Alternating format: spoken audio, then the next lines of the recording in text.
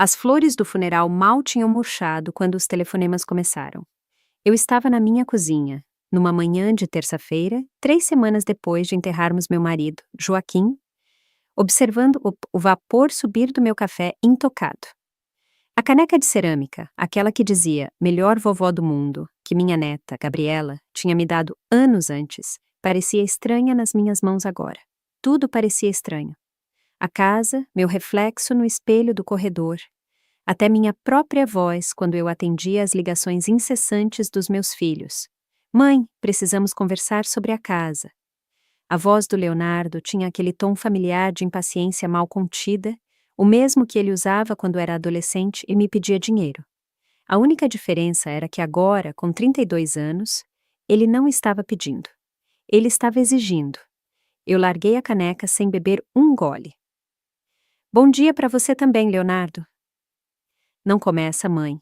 A Luciana e eu estivemos conversando sobre a sua situação e, francamente, não é sustentável.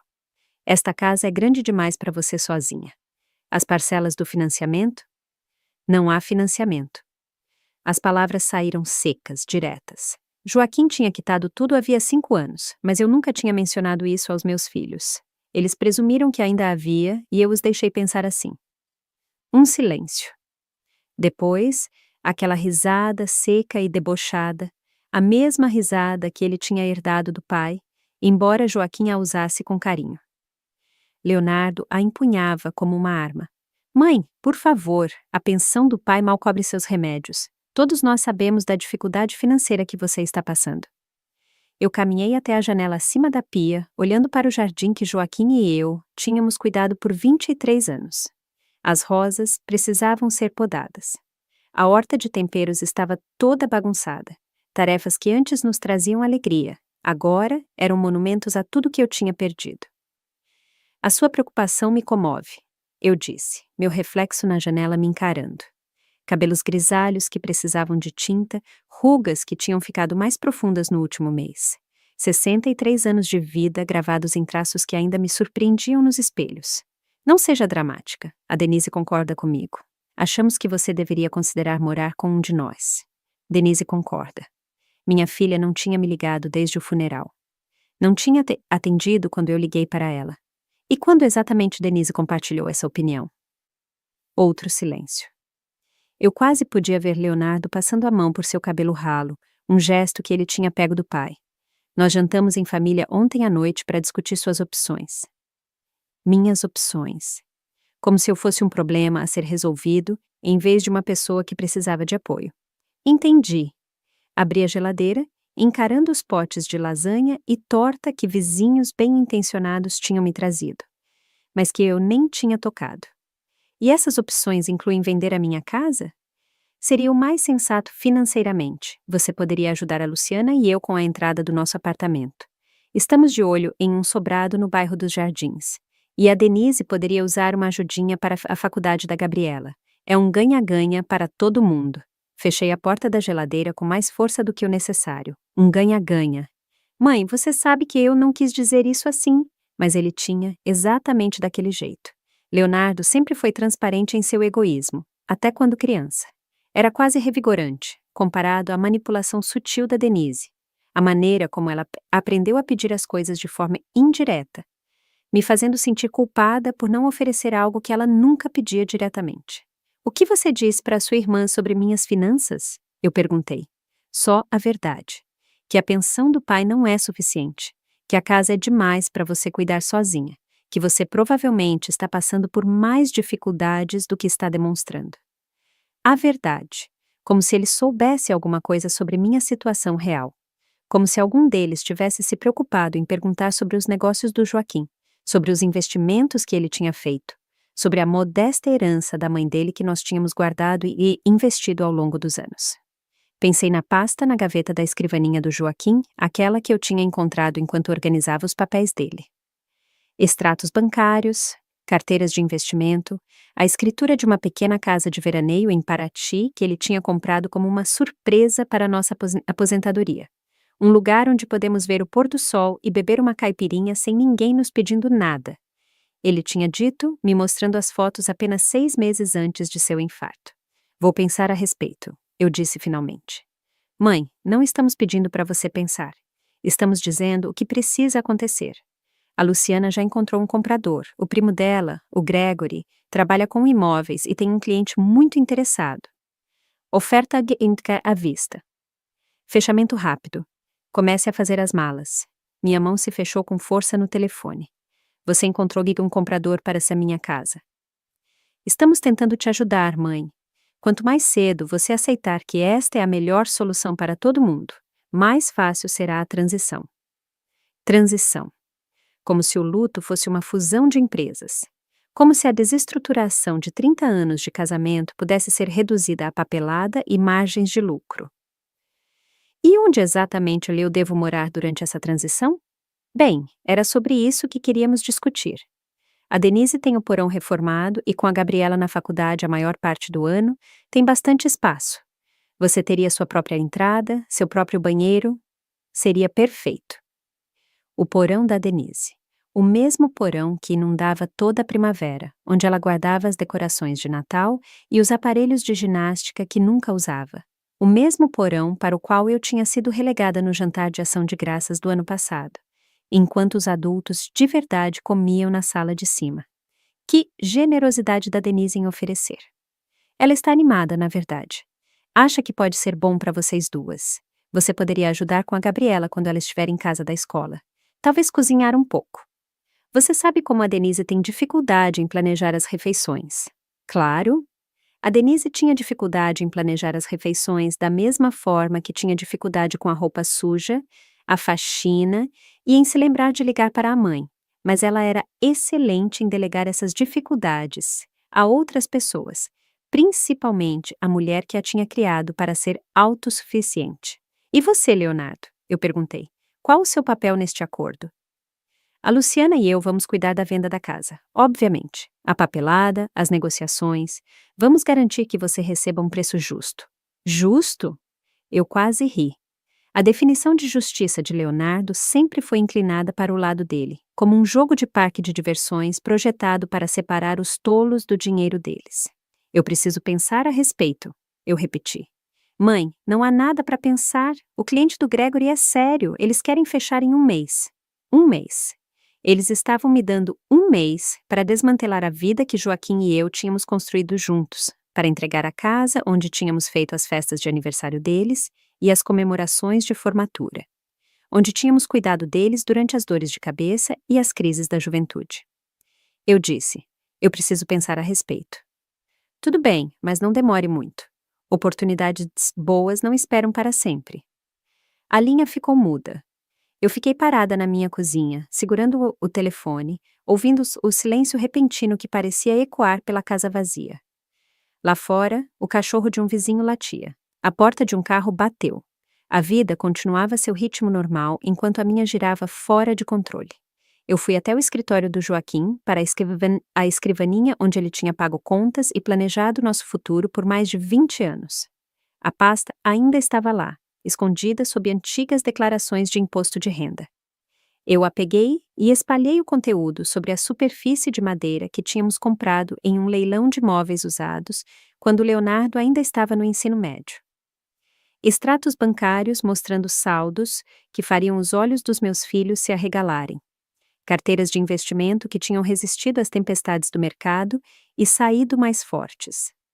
A escritura da casa de veraneio em Paraty, com fotos de paredes brancas e uma varanda com vista para o mar. Joaquim era um homem calado, metódico em seu planejamento.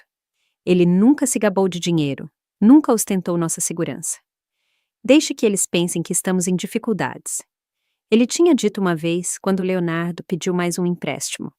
Isso fortalece o caráter. Na época, eu achei que ele estava sendo cruel. Agora, eu entendi como sabedoria. Meu telefone vibrou. Uma mensagem de texto da Denise.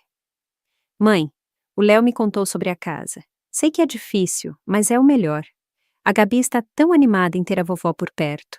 Mal posso esperar para discutir os detalhes.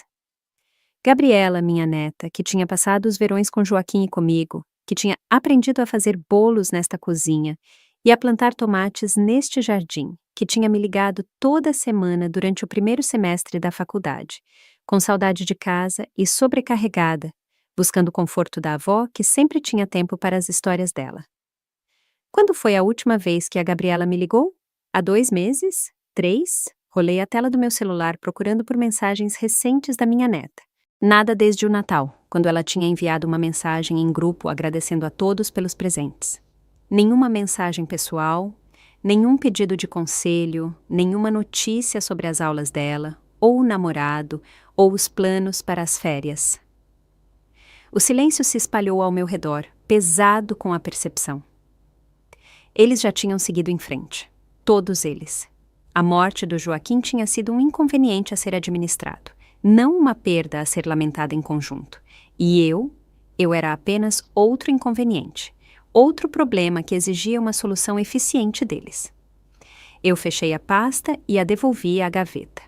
Então subi para o meu quarto, para o armário onde as roupas de Joaquim ainda estavam penduradas, ainda com o cheiro fraco do perfume dele. Peguei uma mala na prateleira de cima. Era hora de começar a fazer as malas, mas não do tipo que o Leonardo esperava. O escritório de advocacia cheirava a couro e papel antigo, um aroma que me lembrava o escritório do Joaquim, mas que parecia infinitamente mais poderoso. Eu me sentei de frente para a doutora Conceição Andrade, a advogada da família que Joaquim tinha escolhido anos atrás. Uma mulher perspicaz de seus 50 anos, com cabelos prateados e olhos que não perdiam nada. Dona Michele, devo dizer que isso é extremamente incomum. Conceição espalhou os documentos sobre a sua mesa de mogno. Cada página impecável e oficial. Seu marido foi muito específico sobre essas contingências, mas eu nunca esperei que precisássemos implementá-las. Eu ajeitei meu vestido preto, o mesmo que eu tinha usado no funeral, e mantive a minha voz firme.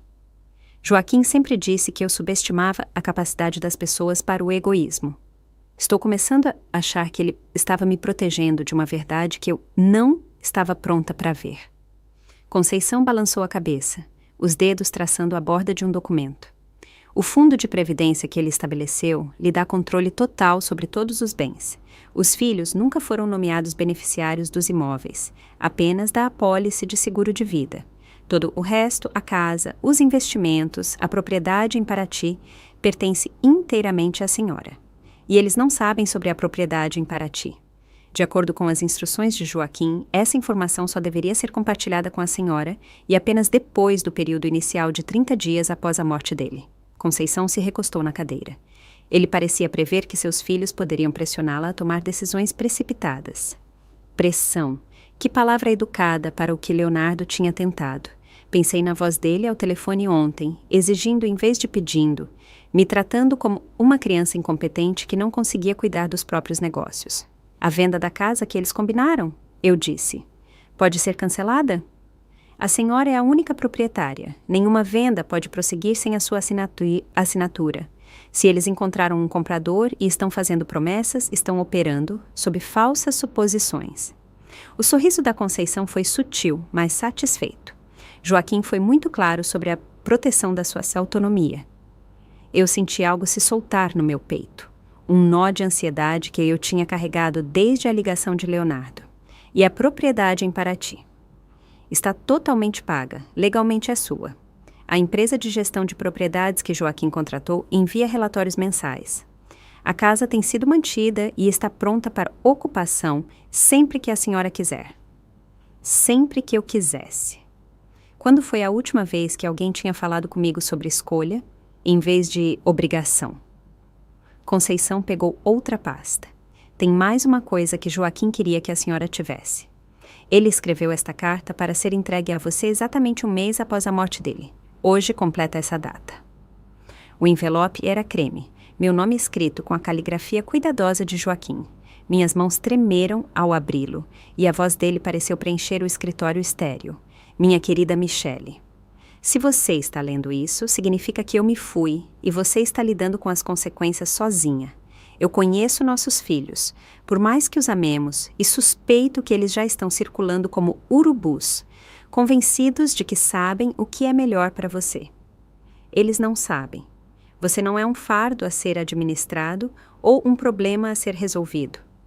Você é uma mulher inteligente e capaz que criou 2 filhos, apoiou o marido em suas mudanças de carreira e administrou nosso lar com graça e sabedoria por mais de 30 anos. Não deixe que eles a convençam do contrário. O dinheiro e as propriedades são seus para você fazer o que quiser. Mantenha-os, venda-os, doe-os, a escolha é sua. Mas tome essa decisão com base no que você quer, não no que os outros esperam de você. Eu a vi sacrificar seus próprios sonhos por décadas, sempre colocando nossa família em primeiro lugar. Agora é a hora de você se colocar em primeiro lugar. Vá para Paraty se quiser. Viaje pelo mundo. Escreva aquele romance sobre o qual você sempre falou. O que quer que a faça feliz. Os filhos vão sobreviver sem o seu sacrifício constante. Na verdade, talvez até se tornem mais fortes por isso. Com todo o meu amor e fé na sua força, Joaquim. PS. A chave da casa de Paraty está na gaveta da minha escrivaninha, atrás da foto nossa em ouro preto. Eu li a carta 2 vezes, minha visão embaçada. Joaquim tinha sabido. Ele tinha visto o que eu estava perto demais para reconhecer. Que meus filhos tinham aprendido a ver meu amor como um recurso a ser explorado, em vez de um presente a ser valorizado. Está tudo bem? A voz de Conceição foi gentil. Eu dobrei a carta com cuidado. Estou melhor do que estive em semanas. O que eu preciso fazer para transferir a escritura da casa para o meu nome? Já está no seu nome. Joaquim removeu os filhos de todas as escrituras de propriedade há 3 anos, depois que o Leonardo pediu para ele ser fiador naquele investimento em um restaurante que faliu. O restaurante.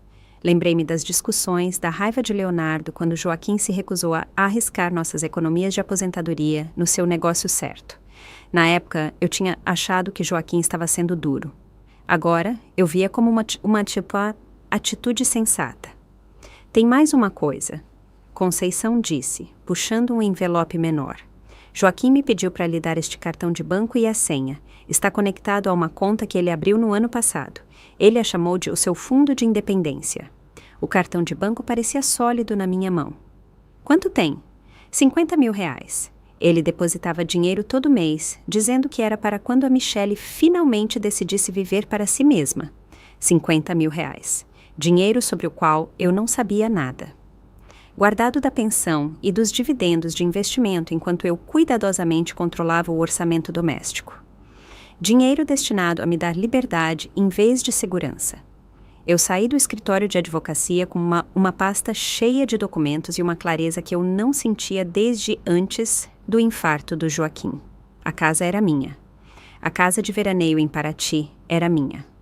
Os investimentos eram meus. E o mais importante, a escolha do que fazer com tudo isso era somente minha. Meu telefone tocou quando cheguei ao meu carro. O nome de Denise na tela. Mãe, ainda bem que te peguei. Queria discutir as reformas do porão. A Luciana conhece um construtor que pode colocar uma pequena cozinha para você. Talvez uma entrada separada. Seria perfeito, seu próprio apartamento. Eu destranquei o carro, mas não entrei. Que atencioso. Sei que você deve estar preocupada com o custo, mas o Leonardo e eu pensamos que poderíamos deduzir isso do valor da venda da casa. Pense nisso como um investimento no seu conforto. O meu conforto, não a minha independência ou a minha felicidade. Meu conforto, como se eu fosse um animal de estimação idoso sendo realocado para um lugar mais administrável. Denise, quando foi a última vez que você me ligou apenas para saber como eu estava? Um silêncio. O que você quer dizer? Quero dizer, uma ligação em que você não quisesse algo, em que você perguntasse sobre meu dia, meus sentimentos, meus planos, em que você ligasse porque sentiu falta de conversar com a sua mãe. Mãe, isso não é justo. Eu estive lidando com as despesas da faculdade da Gabriela e você sabe como o trabalho tem sido corrido. As despesas da faculdade da Gabriela. Eu me encostei no meu carro, observando as outras pessoas cuidando de suas tarefas normais de quinta-feira à tarde. Me fale sobre as despesas da Gabriela. Bem, a mensalidade é de 28 mil reais por ano. Além de moradia, livros, as taxas da República. Denise, eu tenho enviado 500 reais para a Gabriela todo mês, desde que ela começou a faculdade há 2 anos. Isso dá um total de 12 mil reais. Silêncio. Dinheiro que era para ajudar com as despesas dela. Dinheiro que você nunca mencionou ao Leonardo quando discutiu minhas supostas dificuldades financeiras. Mãe, esse dinheiro ajuda, mas não cobre tudo. Você já disse para a menina Gabriela que eu envio esse dinheiro? Outro silêncio, mais longo desta vez. Ela sabe que você ajuda. Ela sabe o valor. Ela sabe que vem da minha pensão, não de algum fundo de faculdade que Joaquim deixou. Não vejo por que esses detalhes importam. Fechei os olhos, sentindo algo frio se instalar no meu estômago. Ela não sabe, sabe? Ela pensa que as despesas da faculdade dela são cobertas pelo seu trabalho duro e sacrifício. Ela não tem ideia de que a avó dela tem financiado a educação dela em segredo. Mãe, você está tornando isso mais complicado do que precisa ser. Estou? Ou estou finalmente percebendo como é simples, na verdade? Eu desliguei e entrei no meu carro. Minhas mãos tremiam, mas não era de tristeza desta vez. Era de raiva, uma raiva pura e limpa que parecia acordar de um sonho longo e confuso. Em casa, eu fui direto para a escrivaninha do Joaquim e encontrei a chave exatamente onde ele disse que estaria. Era pequena e de latão, presa a um chaveiro com uma pequena bandeira do Brasil. Atrás dela havia uma fotografia que eu tinha esquecido. Joaquim e eu em Ouro Preto no nosso 25º aniversário. Nós dois rindo de algo que o fotógrafo tinha dito. Eu parecia mais jovem na foto, mas não por causa de menos rugas ou cabelos mais grisalhos. Eu parecia mais jovem porque parecia genuinamente feliz, despreocupada de uma forma que eu não me lembrava de ter sido nos últimos anos. Meu telefone vibrou com outra mensagem de Leonardo. Mãe, o Gregory precisa de uma resposta até amanhã. O cliente dele está ficando impaciente. Não estraga isso para todos nós. Não estraga isso para todos nós. Eu apaguei a mensagem sem responder e abri meu notebook. Levei 20 minutos para encontrar o site da empresa de gestão de propriedades e outros 10 minutos para escrever um e-mail para a doutora Conceição. Prezada doutora Conceição, meu nome é Michele Siqueira e sou a viúva de Joaquim. Como você sabe, Joaquim comprou uma pequena casa de veraneio em Paraty e gostaria de usá-la. Por favor, me avise se precisar de algo da minha parte. Tenho planos de ir para Paraty muito em breve e gostaria de combinar de ficar na casa por um período mais longo. Agradeço sua gentileza e atenção. Atenciosamente, Michele Siqueira. Eu apertei enviar, antes que pudesse me arrepender. Então peguei a mala que eu tinha pego no dia anterior e comecei a arrumar minhas coisas. Mas primeiro, abri o armário de quando Leonardo era criança e comecei a encher caixas com seus velhos troféus, trabalhos de escola e a luva de beisebol que Joaquim tinha comprado para ele em seu 10º aniversário. Tudo o que importava do tempo dele nesta casa, cuidadosamente embalado e etiquetado. Eu estava na metade do quarto da Denise quando meu telefone tocou, um número internacional. Dona Michele, aqui é a doutora Conceição. Acabei de receber seu e-mail e sinto muito pela sua perda. Joaquim falava muito da senhora. A voz dela era calorosa de uma forma que apertou meu peito com uma emoção inesperada. Obrigada, doutora Conceição. Espero não estar incomodando, mas estou pensando em ir para Paraty muito em breve. Ah, de jeito nenhum. A casa está pronta. Eu verifico toda semana e o jardim é lindo. Joaquim ficaria muito feliz em saber que a senhora está vindo. Quando a senhora pensa em chegar? Eu olhei ao redor do quarto de infância de Denise, para as caixas de lembranças que eu estava embalando para os filhos, que me viam como um obstáculo para a herança deles. Semana que vem, eu disse. Gostaria de ir na semana que vem. O caminhão de mudança chegou às 7 da manhã, exatamente quando o carro do Leonardo estacionou na minha garagem. Eu assisti da janela do meu quarto enquanto meu filho saía, o rosto já com a expressão de irritação mal controlada que eu tinha aprendido a temer. Ele estava usando seu terno de negócios, o bege que Luciana tinha escolhido para as entrevistas de emprego dele, e carregava uma pasta grossa com o que eu presumi serem documentos de venda da casa. Momento perfeito. Os carregadores eram homens eficientes e profissionais que tinham chegado exatamente no horário combinado. Eu os tinha contratado para pegar as caixas cuidadosamente embaladas dos antigos quartos de Leonardo e Denise, junto com várias peças de mobiliário que eles diziam querer um dia. A poltrona de couro do Joaquim, o conjunto de jantar antigo da minha mãe, O piano que Denise tinha implorado quando era criança e abandonou depois de 6 meses de aulas. Senhora, onde a senhora quer que essas caixas sejam entregues? O líder da equipe, um homem com um rosto simpático, consultou sua prancheta. O primeiro conjunto vai para o número 247 da Rua das Paineiras, eu disse, entregando a ele o endereço de Leonardo, escrito com caligrafia cuidadosa. O segundo conjunto para o número 892 da Avenida Pinheiros. Toque a campainha e diga que são presentes de Michele Siqueira. Lembranças que eles vão querer guardar com carinho. Ele balançou a cabeça profissionalmente, mas eu percebi o leve sorriso no canto da boca dele. 20 anos no negócio de mudança provavelmente significava que ele já tinha visto muitas brigas de família. A batida forte de Leonardo na porta interrompeu minhas instruções. Eu abri a porta usando um vestido vermelho que Joaquim sempre dizia que realçava meus olhos, meu cabelo recém-arrumado, sem parecer em nada com a viúva enlutada que ele esperava manipular. Mãe, o que diabos está acontecendo? Por que tem um caminhão de mudança na sua garagem? Bom dia, Leonardo. Estou mandando mudar algumas coisas. Ele me empurrou e entrou no corredor, os olhos dele vasculhando as caixas com o nome dele. Essas são minhas coisas de infância. Por que você está embalando minhas coisas? Pensei que você quisesse. As lembranças são preciosas, você não acha? O rosto dele ficou vermelho, uma cor que começou no colarinho e subiu. O mesmo olhar que ele tinha quando adolescente e era pego em uma mentira. Mãe, precisamos conversar. O cliente do Gregory está pronto para fazer uma oferta. Precisamos da sua assinatura hoje. Fechei a porta e me encostei nela, observando o andar de um lado para o outro na minha entrada como um animal enjaulado. Leonardo, sente-se. Não quero sentar. Quero saber por que você está agindo de forma tão estranha. Primeiro, você não me retorna as ligações por 3 dias. Agora tem um caminhão de mudança.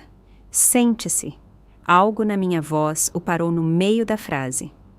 Ele se sentou no degrau inferior da escada. A pasta apertada nas mãos dele como um escudo. Onde exatamente você disse para o cliente do Gregory que o dinheiro da venda desta casa iria? Eu perguntei. O que você quer dizer? Quero dizer, você disse a eles que o dinheiro seria dividido entre você e a Denise? Você calculou quanto cada um receberia depois de pagar este misterioso financiamento com o qual você está tão preocupado? A mandíbula de Leonardo se apertou. Mãe, você não está pensando com clareza. A tristeza pode embaçar o julgamento. Meu julgamento está perfeitamente claro, mais claro do que esteve em anos. Eu caminhei até a poltrona de Joaquim, a que os carregadores em breve levariam para a casa de Leonardo, quer ele quisesse ou não. Deixe-me perguntar outra coisa. Quando você jantou com a Denise para discutir minha situação, algum de vocês perguntou como eu estava lidando com a morte do Joaquim emocionalmente? Claro que nos importamos. Você perguntou se eu estava dormindo, comendo, se eu precisava de alguém para conversar, ou apenas de companhia. Você perguntou o que eu poderia querer fazer com a minha vida agora que estou sozinha pela primeira vez em 30 anos? Ele me encarou, a pasta amassando em sua mão. Ou você passou o jantar inteiro calculando quanto dinheiro poderia extrair da morte do seu pai? Isso não é justo. Eu peguei meu telefone e abri o aplicativo da calculadora. Vamos ver. Se você vendesse minha casa pelo valor que Gregory cotou, 350 mil reais, e dividisse entre você e a Denise depois de custos de fechamento imaginários, cada um receberia cerca de 160 mil reais. Eu estou perto? A cor sumiu do rosto dele. Foi o que eu pensei. Leonardo, você sabe qual é o valor real da pensão que seu pai me paga mensalmente? Mãe, eu não vejo por que... R$ 4.200 todos os meses, junto com a aposentadoria e os dividendos de investimentos sobre os quais você não sabe nada. Eu deixei os números serem absorvidos. Me diga de novo como eu não posso pagar para manter esta casa. Leonardo se levantou abruptamente, a pasta caindo no chão. Você mentiu para nós. Eu nunca menti. Você presumiu e eu não corrigi suas suposições. Existe uma diferença. Você nos deixou pensar que estava em dificuldades. Você queria pensar que eu estava em dificuldades. Isso tornava mais fácil justificar o fato de me tratar como um problema a ser resolvido, em vez de uma pessoa que precisa de apoio. O motor do caminhão de mudança roncou lá fora. Pela janela, eu podia ver os homens colocando aquele a poltrona de Joaquim na parte de trás. Mãe, se você não precisa do dinheiro, então por que... Leonardo parou, seu cérebro de empresário finalmente se conectando. Você está nos castigando. Eu estou dando a você exatamente o que você pediu. Isso não é o que nós pedimos, é? Você me pediu para sair da minha casa. Estou me mudando. Você queria que meus pertences fossem distribuídos para que não fossem um fardo. Estou distribuindo-os. Eu peguei a pasta que ele tinha deixado cair, olhando para os documentos de venda com o cabeçalho da agência de Gregory. Você queria cuidar dos meus negócios para mim. Mas, Leonardo, o problema é que estes não são os seus negócios para você cuidar. Ele tentou pegar a pasta, mas eu a segurei longe dele. Mãe, seja razoável.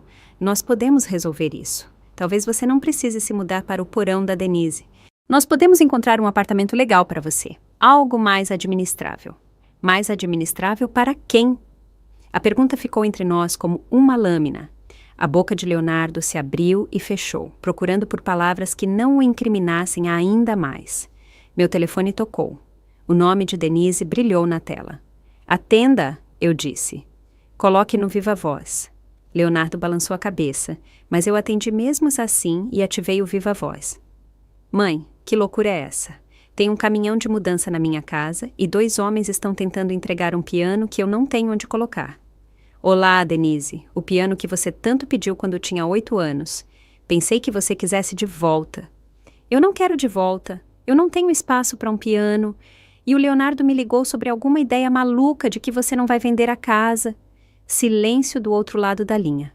O que você quer dizer com não vai ser vendida? Quero dizer exatamente isso. Esta é a minha casa. Joaquim a deixou para mim. Eu não vou vendê-la. Mas o Leonardo disse que você não podia pagar. O Leonardo estava errado sobre muitas coisas. Outro silêncio, mais longo desta vez. Quando Denise falou novamente, a voz dela tinha aquela ponta afiada que eu me lembrava de seus anos de adolescente. Mãe, eu não sei que jogo você acha que está jogando, mas as pessoas estão contando com essa venda. Eu já falei com a Gabriela sobre ela ter um quarto na minha casa quando você se mudar. Gabriela.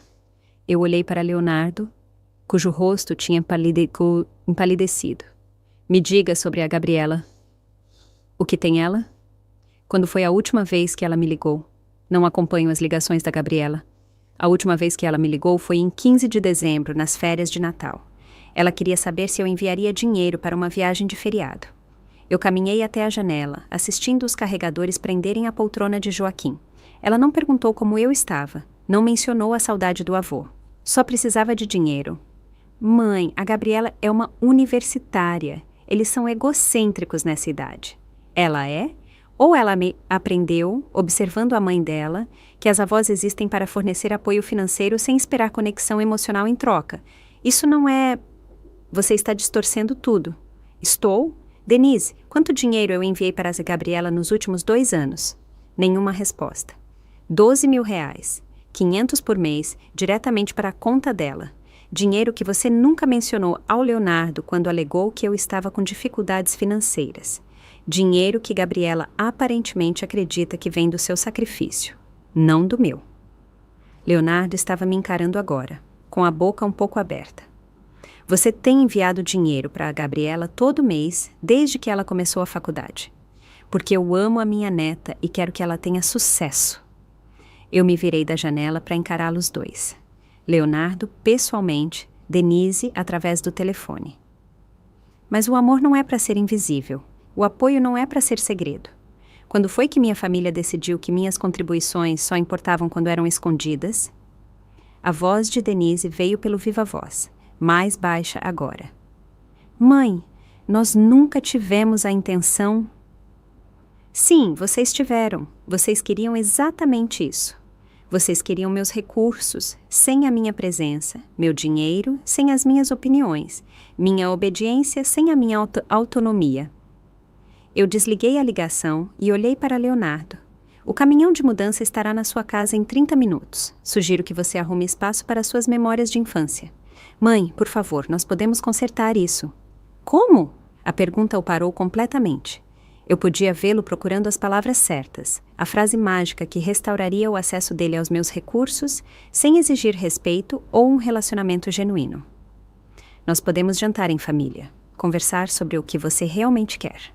O que eu realmente quero. Eu ri, surpreendendo-me com o som. Leonardo, o que eu realmente quero é viver o resto da minha vida cercada por pessoas que me veem como mais do que uma fonte de financiamento de emergência. O que eu quero é acordar de manhã sem me perguntar qual dos meus filhos vai ligar com a mão estendida. O que eu quero é que sintam falta da minha companhia. Não que chorem o meu dinheiro. O motor do caminhão de mudança ligou lá fora. Leonardo se levantou, os documentos de negócios espalhados aos pés dele. Onde você vai? Eu sorri, o primeiro sorriso genuíno que eu tinha sentido em meses. Para algum lugar quente. Leonardo se abaixou para juntar os papéis, seus movimentos apressados e desesperados. Mãe, você não pode simplesmente desaparecer. Nós somos sua família. Somos? Ele olhou para mim do chão, e por um momento eu vi o menininho que costumava subir no meu colo depois dos pesadelos, que precisava de band-aids para os joelhos ralados e histórias para afastar a escuridão. Então ele se endireitou e o momento passou. Quando você volta? Eu abri a porta da frente, deixando a luz da manhã e o som do caminhão de mudança que se afastava entrarem. Eu aviso você. O voo para o Rio de Janeiro foi de 13 horas de clareza cristalina. Eu me sentei no assento da janela que Joaquim sempre preferia, observando o Oceano Atlântico se estender abaixo de nós como uma vasta promessa. A mulher ao meu lado, uma aposentada de Brasília que estava visitando a filha, tentou me puxar conversa durante a decolagem, mas algo na minha expressão deve tê-la afastado. Eu não estava pronta para conversas fúteis ou a intimidade casual de confissões de avião. Eu estava muito ocupada saboreando o silêncio do meu celular. Durante 3 dias depois que Leonardo saiu da minha casa, eles ligaram incessantemente. Leonardo, Denise, até Luciana, que nunca tinha me ligado de forma independente nos 5 anos em que ela estava casada com meu filho. As mensagens de voz começaram pedindo desculpas e se tornaram cada vez mais desesperadas. Mãe, acho que houve um mal-entendido. Michele, é a Luciana. O Leonardo está realmente chateado e acho que se pudéssemos apenas conversar... Mãe, a Gabi está fazendo perguntas sobre o dinheiro e eu não sei o que dizer a ela. Tudo bem, mãe. Você quer jogar? 2 pessoas podem jogar esse jogo. Não espere que a gente venha correndo quando você perceber o quão solitária você está. Essa última mensagem da Denise tinha cristalizado algo essencial. A ameaça era para me ferir. A sugestão de que eu voltaria rastejando, implorando pelo afeto condicional deles. Em vez disso, pareceu libertação. Eu tinha desligado meu telefone naquela noite e não o tinha ligado novamente desde então. A oficial de imigração no Rio era uma jovem com olhos gentis que carimbou meu passaporte com eficiência profissional. Objetivo da visita? Recomeçar, eu disse. Ela sorriu. O primeiro sorriso genuíno que eu tinha recebido de alguém com menos de 40 anos em meses. Bem-vinda ao Brasil, senhora. A doutora Conceição, minha advogada, estava me esperando na área de desembarque, exatamente como ela tinha prometido. Ela era uma mulher baixa de seus 60 anos, com cabelos prateados presos em um coque elegante e olhos que se enrugavam com calor quando ela sorria. Ela segurava um pequeno cartaz com o meu nome escrito com caligrafia cuidadosa. Dona Michele, bem-vinda, bem-vinda. Ela me abraçou como uma velha amiga, e eu me peguei retribuindo o abraço com uma intensidade que surpreendeu nós duas. Como foi o seu voo? A senhora está cansada, com fome? A casa está pronta para a senhora. Eu preparei uma comida simples, só o básico até a senhora poder fazer compras. O sotaque dela era um charme e tornava a fala musical. Enquanto caminhávamos para o carro, ela tagarelou sobre o tempo, o bairro, o jardim que ela tinha cuidado na minha ausência. O Joaquim, ele tinha muito orgulho desta casa. Ela disse enquanto dirigíamos pelas ruas sinuosas de Paraty. Ele me mostrava fotos no telefone dele. A senhora na cozinha no Rio, os netos da senhora. Sempre os netos da senhora. Minha Michele vai amar a cozinha daqui, ele dizia. Ela vai fazê-la cantar de vida. Eu apertei os lábios, não confiando na minha voz. Joaquim tinha falado de mim aqui, neste lugar que eu nunca tinha visto. Para esta mulher que eu nunca tinha conhecido. Ele tinha imaginado um futuro para nós, que a morte tinha roubado. Mas de alguma forma, as palavras dela o faziam parecer real novamente. A casa me tirou o fôlego. Era menor do que a nossa casa no Rio, mas perfeitamente proporcionada com paredes brancas e janelas azuis que pegavam a luz da tarde. Buganvílias transbordavam pelos muros do jardim em explosões de roxo e rosa, e limoeiros carregados de frutas alinhavam o caminho de pedra para a porta da frente. É linda, eu sussurrei. Joaquim escolheu. Bem, Conceição disse, tirando a chave de latão que eu tinha encontrado na escrivaninha dele. Venha, deixe-me mostrar por dentro. O interior era fresco e claro, com pisos de terracota e janelas que se abriam para uma pequena varanda com vista para o mar. A mobília era simples, mas elegante. Um sofá na cor creme, uma mesa de jantar de madeira para 4 pessoas, estantes embutidas esperando para serem preenchidas. Na cozinha, panelas de cobre penduradas em ganchos, e as bancadas eram azulejadas em azul e branco que refletiam o mar lá fora. Eu abasteci a geladeira com o básico, Conceição disse, abrindo os armários para me mostrar pratos e copos, azeite e vinho. Tem pão, queijo, frutas. Hoje a senhora descansa. Amanhã nós exploramos a vila juntas. Sim, eu balancei a cabeça, de repente oprimida pela gentileza desta estranha que não me devia nada, mas que tinha cuidado do sonho do meu marido como se fosse o dela. Doutora Conceição, não sei como agradecer. Não precisa agradecer. Agora somos vizinhas. Em Paraty, vizinhos são família. Ela deu um tapinha gentil no meu braço. Eu moro logo ali. Ela apontou pela janela para uma casa semelhante, a uns 50 metros de distância. Então, se a senhora precisar de alguma coisa, qualquer coisa, é só me ligar. Joaquim me fez prometer que cuidaria da senhora. Depois que ela saiu, eu fiquei sozinha na minha cozinha de Paraty e senti algo que eu não tinha experimentado em meses. Paz. Eu desembalei devagar, pendurando minhas roupas no armário do quarto, colocando a fotografia de Joaquim na mesa de cabeceira, organizando meus produtos de higiene pessoal no banheiro claro com sua banheira de pés e a janela de frente para o mar. Cada ação parecia deliberada, significativa, de uma forma que embalar as caixas para Leonardo e Denise não tinha sido. Quando o sol começou a se pôr, eu me servi de uma taça do vinho que Conceição tinha deixado e saí para a varanda. O mar se estendia infinitamente diante de mim, pintado em tons de ouro e coral pela luz que morria. Barcos à vela balançavam ao longe como orações brancas, e o som das ondas contra as pedras abaixo criava um ritmo que parecia combinar com o meu coração. Meu telefone, esquecido na minha bolsa, começou a tocar. Eu considerei ignorar. Eu tinha evitado com sucesso todo o contato por 4 dias, mas algo me fez verificar o identificador de chamadas. Gabriela, minha neta, ligando pela primeira vez desde o Natal. Eu atendi no quarto toque.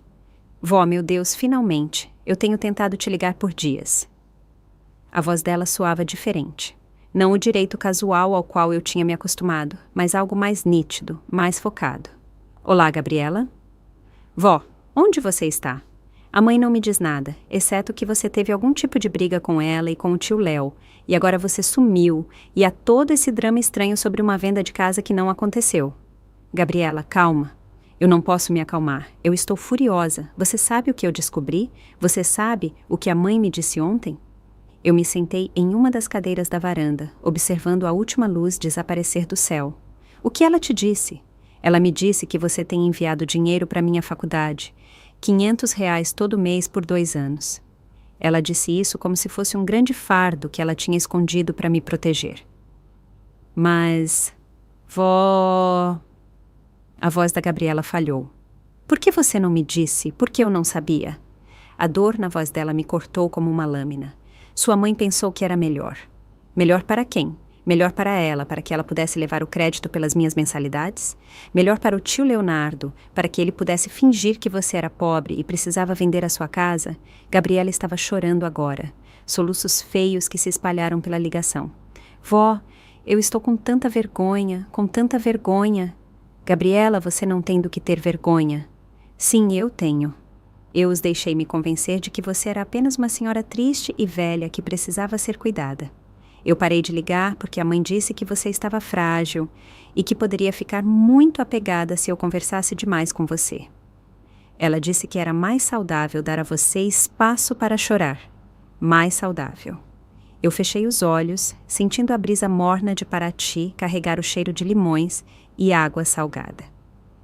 Então eu te dei espaço, Gabriela continuou, a voz dela ficando mais forte com a raiva. E, enquanto isso, você estava pagando minhas mensalidades e os custos dos meus livros e provavelmente minha viagem de feriado. E eu nunca nem te agradeci. Eu nunca nem perguntei como você estava sem o vovô Joaquim. Gabriela, e agora eles estão dizendo para todo mundo que você teve algum tipo de crise e desapareceu. Ela fez uma pausa. Mas, vó, você não teve uma crise, teve? Você apenas finalmente se encheu da chatice deles. A palavra inesperada me fez sorrir, apesar de tudo. Linguagem, Gabriela. Desculpa, mas eu estou certa? Eu olhei para o mar que escurecia, para as luzes que começavam a piscar na vila abaixo. Sim, você está certa. Onde você está? Paraty. Paraty? Eu ouvi a mudança na voz dela, a surpresa substituindo a raiva. Tipo o Brasil? Seu avô comprou uma casa aqui para nossa aposentadoria. Eu estou sentada na varanda agora, olhando para o mar. Um longo silêncio, então suavemente. É bonito? É o lugar mais bonito que eu já vi. Vó, eu preciso te dizer uma coisa. Eu preciso pedir desculpas. Você não precisa se desculpar por nada, querida. Você foi enganada por pessoas em quem confiava. Isso não é culpa sua. Mas eu deveria ter sabido. Eu deveria ter ligado mais para você. Deveria ter feito perguntas. Gabriela, me escute. Eu me levantei, andando de um lado para o outro na pequena varanda, enquanto as primeiras estrelas apareciam acima. Você tem 20 anos. Seu trabalho agora é estudar e crescer e descobrir quem você quer se tornar. Não é seu trabalho administrar as finanças da família ou decifrar manipulações de adultos. Mas eu quero fazer melhor. Eu quero ser melhor. Então seja melhor. Ligue para mim porque você sente minha falta. Não porque você precisa de algo. Me visite porque você gosta da minha companhia. Não porque é obrigada. Me ame porque eu sou sua avó. Não porque eu pago suas contas. Outro silêncio. Eu posso te visitar em Paraty? A pergunta me pegou desprevenida. Gabriela, eu não sei por quanto tempo eu vou ficar aqui. Eu não me importo. Tenho as férias de faculdade em 3 semanas. Eu posso mudar meus planos, cancelar aquela viagem boba que você provavelmente pagou de qualquer forma e vir te ver. Eu quero conhecer a casa de veraneio dos sonhos do meu avô. Eu quero sentar naquela varanda e ouvir sobre sua nova vida. Sua nova vida. A frase enviou calor pelo meu peito. O que sua mãe diria? Eu não me importo com o que minha mãe diz. Na verdade, isso não é verdade. Eu me importo. Mas eu não vou deixar que o que ela diz controle minhas escolhas mais. Vó, eu tenho 20 anos e acabei de perceber que eu realmente não conheço você. Eu conheço a versão de você que eles me apresentaram. A avó que faz biscoitos e envia cartões de aniversário e precisa ser tratada com cuidado. Mas você não é essa pessoa, é? Pensei na mulher que tinha confrontado Leonardo no corredor dela, que tinha desmantelado sistematicamente as suposições dos filhos, que tinha embarcado em um avião para Paraty sem data de retorno. Não, eu disse, eu não sou essa pessoa. Que bom, Gabriela disse com ferocidade. Mal posso esperar para conhecer a verdadeira você. Depois que desligamos, eu me sentei no escuro por um longo tempo, ouvindo as ondas e sentindo algo desconhecido se agitar no meu peito. Pela primeira vez em meses, eu estava ansiosa pelo amanhã. E pela primeira vez em anos, eu não estava sozinha. 3 semanas depois, eu vi Gabriela sair do terminal do aeroporto de Paraty, e eu mal reconheci minha neta. A estudante universitária polida que eu me lembrava das fotos de Natal não estava mais lá. Cabelo perfeitamente liso, maquiagem pronta para a câmera, roupas escolhidas para a aprovação do Instagram. Esta Gabriela usava um short desbotado e uma camiseta branca simples, o cabelo escuro preso em um coque bagunçado, o rosto livre de tudo, exceto óculos de sol e um sorriso genuíno que transformou toda a aparência dela. Vó!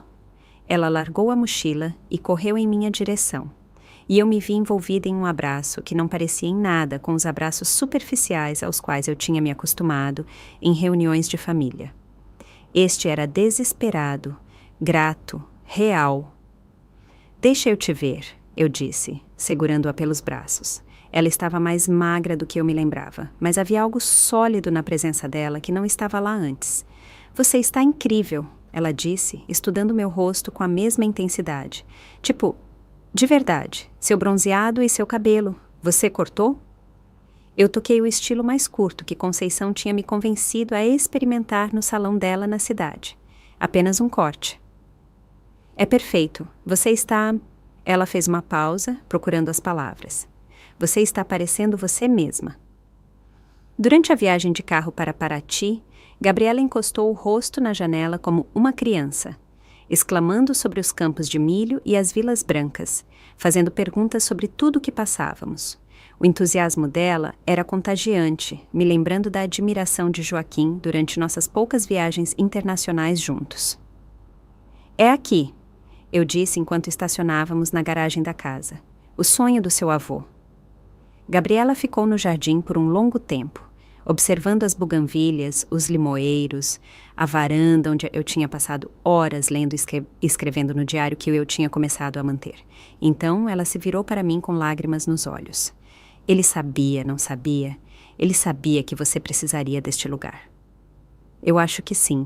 Naquela primeira noite, nós nos sentamos na varanda, dividindo uma moqueca que Conceição tinha insistido em preparar para a chegada da Gabriela. A mulher mais velha tinha cuidado da minha neta como se fosse a própria. E eu vi Gabriela responder com o calor natural que tinha faltado nas interações dela com os pais. Me conte sobre sua vida aqui, Gabriela disse, se ajeitando na cadeira ao meu lado enquanto o sol começava a se pôr. Eu quero saber de tudo. Então eu contei a ela sobre as caminhadas matinais pela vila, onde os comerciantes tinham aprendido meu nome e minhas preferências, sobre as aulas de português com a Maria, a professora aposentada que morava na rua de baixo, sobre o livro que eu tinha começado a escrever, não o romance que Joaquim tinha me encorajado a tentar, mas uma biografia sobre casamento e maternidade e a lenta erosão do eu que pode acontecer quando o amor se torna serviço e o serviço se torna obrigação. Você está escrevendo um livro. Os olhos da Gabriela se arregalaram. Vó, isso é incrível. Eu não tinha ideia de que você queria escrever. Eu também não sabia até ter a tranquilidade para ouvir meus próprios pensamentos. Gabriela ficou em silêncio por um momento. Aí a mãe me ligou ontem. Eu me encolhi, mas Gabriela levantou a mão. Ela tentou me convencer a não vir. Disse que você estava tendo algum tipo de crise e que me ver poderia piorar. Ela disse que eu estava sendo egoísta, vindo para cá em vez de passar as férias com a família. O que você disse a ela? Eu disse a ela que talvez fosse hora de alguém na nossa família ser egoísta por você. A voz da Gabriela tinha uma ponta de aço que eu nunca tinha ouvido antes. E então eu perguntei a ela, se ela está tendo uma crise, por que nenhum de vocês veio verificar como ela está? Por que vocês não ligaram diretamente para ela, em vez de falar sobre ela como se ela fosse um problema a ser administrado? O que ela disse? Nada. Ela não conseguiu responder porque a resposta teria revelado-lhe a verdade, que eles não se importam com o seu bem-estar. Eles se importam com o acesso deles aos seus recursos. A franqueza disso deveria ter me machucado, mas em vez disso pareceu uma reivindicação. Gabriela, eu preciso que você entenda uma coisa, eu disse com cuidado. Eu não espero que você escolha lados nisso. Leonardo e Denise também são sua família. Não. A voz da Gabriela era firme. Eles escolheram lados quando decidiram me usar como uma arma contra você, quando eles me deixaram acreditar que você era pobre e frágil enquanto você estava pagando minhas contas, quando eles tentaram isolar você das pessoas que poderiam realmente te apoiar. Ela se inclinou para essa frente na cadeira. Vó, eu estive pensando nisso por semanas e percebi algo. Eles não mentiram apenas para você sobre suas finanças. Eles mentiram para mim sobre você. O que você quer dizer? Eles me convenceram de que você era essa senhora frágil e velha que precisava ser protegida de muita emoção. Eles disseram que ligar para você com muita frequência poderia torná-la dependente.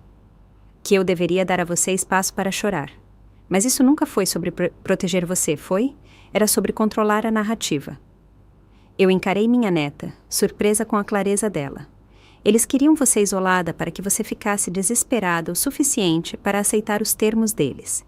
e eles me queriam distante para que eu não testemunhasse o que eles estavam fazendo com você. As mãos da Gabriela se fecharam em punhos. Sabe qual é a pior parte? Quase funcionou. Eu quase me tornei o tipo de pessoa que poderia ignorar a solidão da minha avó porque era conveniente. Mas você não se tornou essa pessoa. Só porque você forçou a verdade a vir à tona. Se você não tivesse ido embora, se você não os tivesse feito mostrar seus rostos de verdade... Gabriela balançou a cabeça. Eu poderia ter passado a vida inteira sem saber quem você realmente é. Nós nos sentamos em um silêncio confortável enquanto as estrelas apareciam acima. Finalmente, Gabriela falou novamente. Eu posso ficar mais do que uma semana? A pergunta me surpreendeu. E a escola? Eu falei com meus professores antes de sair. Posso fazer um estudo independente pelo resto do semestre, escrever trabalhos, fazer provas online. Eu não quero voltar ainda. Eu quero passar um tempo de verdade com você. Um tempo que não seja medido em visitas de feriado ou ligações com agendas.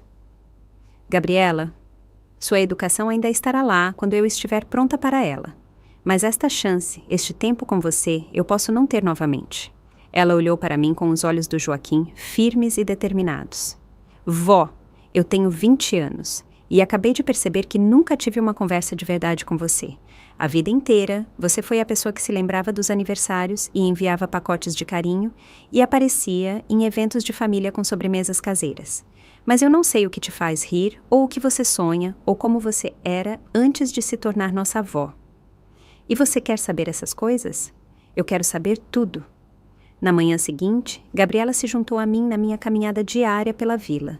Ela encantou a padeira com suas tentativas de português, ajudou Conceição no jardim e ouviu com atenção enquanto a Maria contava histórias sobre seus anos ensinando literatura na Universidade do Rio. A sua avó, ela tem a alma de uma escritora. Ela disse para a Gabriela no café onde eu tinha me tornado uma cliente regular. Ela vê detalhes que os outros perdem, entende o peso dos pequenos momentos. Ela sempre foi assim, Gabriela disse, olhando para mim com uma nova apreciação. Eu só nunca prestei atenção antes. Naquela tarde, nós dirigimos para uma pequena praia que eu tinha descoberto na semana anterior, uma enseada escondida acessível apenas por um caminho sinuoso entre pinheiros. Gabriela estendeu uma toalha na areia enquanto eu desembalava o almoço de piquenique que tínhamos montado juntas. Vó, posso te perguntar algo pessoal? Eu olhei para cima dos sanduíches. Claro. Você vai voltar? A pergunta que eu tinha evitado, até nos meus próprios pensamentos. Eu não sei, mas você poderia ficar aqui permanentemente, legalmente, quero dizer. Joaquim pesquisou tudo. Eu tenho opções de residência, cuidados de saúde, tudo o que eu precisaria. Eu entreguei um sanduíche a ela e me sentei ao lado dela na toalha. Por que você pergunta? Porque eu acho que você deveria ficar. A certeza na voz dela me surpreendeu. E eu acho que você deveria deixar a mãe e o tio Léo descobrirem as próprias vidas sem esperar que você financie os erros deles ou valide as escolhas deles. Gabriela deu uma mordida no sanduíche, mastigando pensativamente. E eu acho que eu deveria me transferir para uma universidade aqui. O quê? Há programas brasileiros no Rio, em São Paulo, até aqui em Paraty. Eu poderia terminar meu curso em estudos internacionais, me tornar fluente em português, talvez aprender sobre uma maneira diferente de viver. Ela olhou para o mar com uma expressão pensativa. Ou talvez eu pudesse tirar um ano sabático, trabalhar com a Conceição no estúdio de cerâmica dela, ajudar você com seu livro, descobrir quem eu sou quando não estou me apresentando para uma plateia. Gabriela, essa é uma decisão enorme. Assim como foi entrar em um avião para Paraty, assim como foi cortar o seu cabelo e escrever um livro e se recusar a vender a sua casa.